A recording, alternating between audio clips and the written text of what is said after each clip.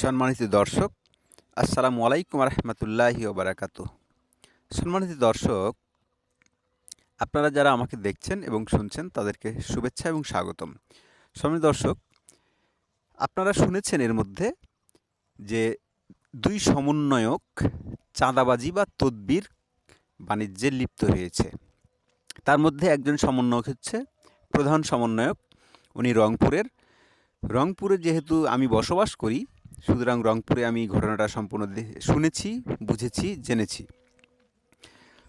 রংপুরে যে ঘটনাটা ঘটেছে সেটা হচ্ছে যে সমন্বয়ক, তার নামও সম্ভবত নাহিদ, যা হোক, এই সমন্বয়ক করেছে কি, যে এক বালু ব্যবসায়ীকে উনি গিয়ে বলেছেন যে আগের যেসব গ্রুপ আপনার কাছে চাঁদা তুলতো সেই গ্রুপকে আপনি যে পরিমাণ চাঁদা দিতেন তার চেয়ে এখন বেশি আপনাকে চাঁদা দেওয়া লাগবে। এখন এই যে তাদের কথোপকথনগুলো চাঁদা দাবির প্রসঙ্গে এক পর্যায়ে সমন্বয়ক সাহেব বলে ফেলেছেন যে যেহেতু আমরা এখন নতুন দল তৈরি করেছি, এখন নতুন দলের খরচপাতি ইত্যাদি অনেক কিছু, তারপরে হচ্ছে তাদেরকে আবার ডিসিকে ম্যানেজ করতে হয়, টিওনোকে ম্যানেজ করতে হয়, এমন একটা কথাবার্তা ওনার সাথে চলছিল। এর ফাঁকে এই ভিডিওটা কিভাবে করা হলো ইন্টারেস্টিং। যিনি কথাবার্তা বলছিলেন তার সামনে থাকা একজন ব্যক্তি, উনি খুব গোপনে ভিডিওটি ধারণ করেন। যখন ক্যামেরাটা চালু হয়ে যায় তখনও তারা কেউ জানে না যে ক্যামেরাটা চালু হয়ে যায়, অর্থাৎ সমন্বয়ক সাহেব জানতেন না। তো সমন্বয়ক সাহেব যখন ওখানে চাঁদা দাবি করছিলেন, চাঁদা দাবি করে 1 লাখ টাকা চাঁদা দাবি করেন রংপুরের সমন্বয়ক। 1 লাখ টাকা চাঁদা দাবি করার প্রসঙ্গে উনি তারপরে যখন ওখান থেকে দেন দরবার করে বের হবেন, তার আগে বালু ব্যবসায়ী উনি সরাসরি বলে ফেলেন যে আমি 5,000 টাকার বেশি দিতে পারবো না। এখন যেহেতু 5,000 টাকার বেশি দিতে পারবে না, উনি মানবেন না। বিষয়টা এক পর্যায়ে এরকম হয়ে চলে যায়। পরে ওনাকে কোনো অসুবিধা হলে যেন তাদেরকে জানানো হয়, কিংবা কোনো অসুবিধা হবে না, তাকে 1 লাখ টাকা দিলে কোনো অসুবিধা হবে না, এরকম একটা ঘটনা ঘটে। এবং একটা পর্যায়ে 1 লাখ টাকা আর 5,000 টাকা, উনি চায় 1 লাখ টাকা আর বালু ব্যবসায়ী 5,000 টাকা, এটা রফাদফা করতে চায়।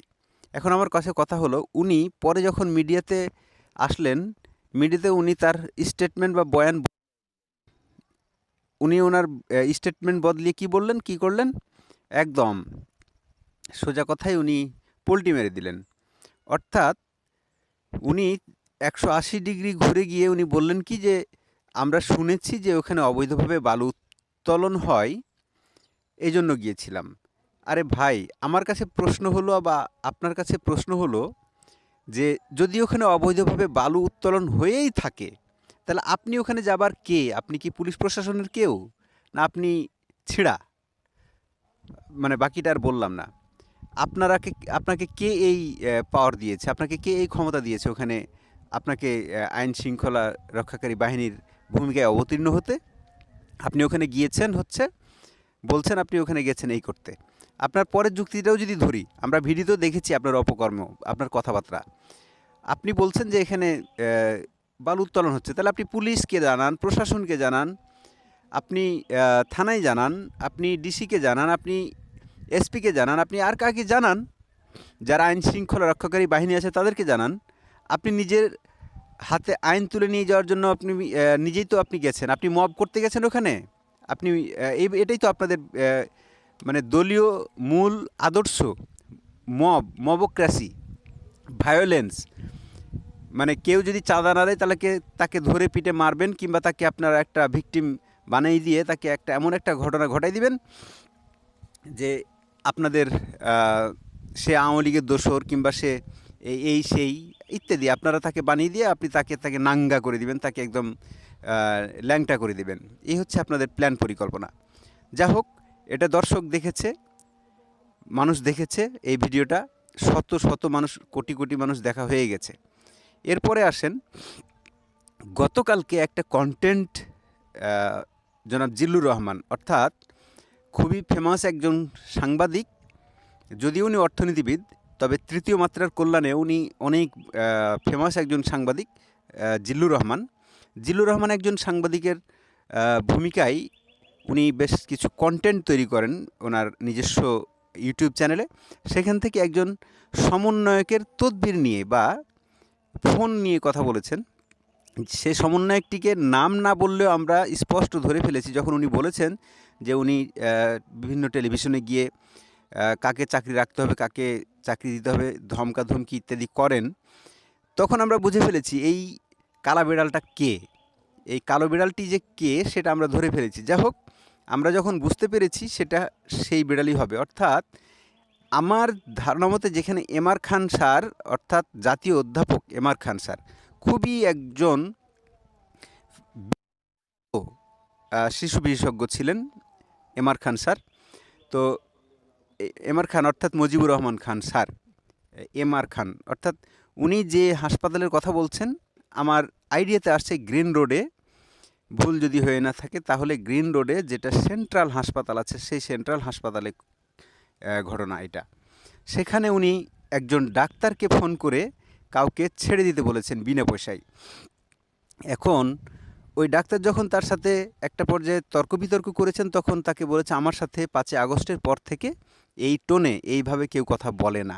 কেন ভাই, আপনি কি দেশের প্রধানমন্ত্রী? হু আর ইউ? হ্যাঁ, আপনি কালা পাঠা হয়েছেন? আপনি কে হয়েছেন?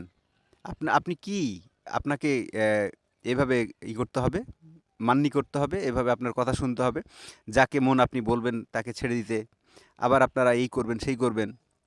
তো কালা পাঠা হিসেবে আর কালা বিড়াল আপনাকে ধরে ফেলা হয়েছে যে আপনি কে, আমরা বুঝতে পারছি। যাই হোক, আপনাদেরই তো এখন সব কিছু, আপনাদের হাতে মব, আপনাদের হাতে এখন সরকার, আপনারা নিজেরাই সরকার।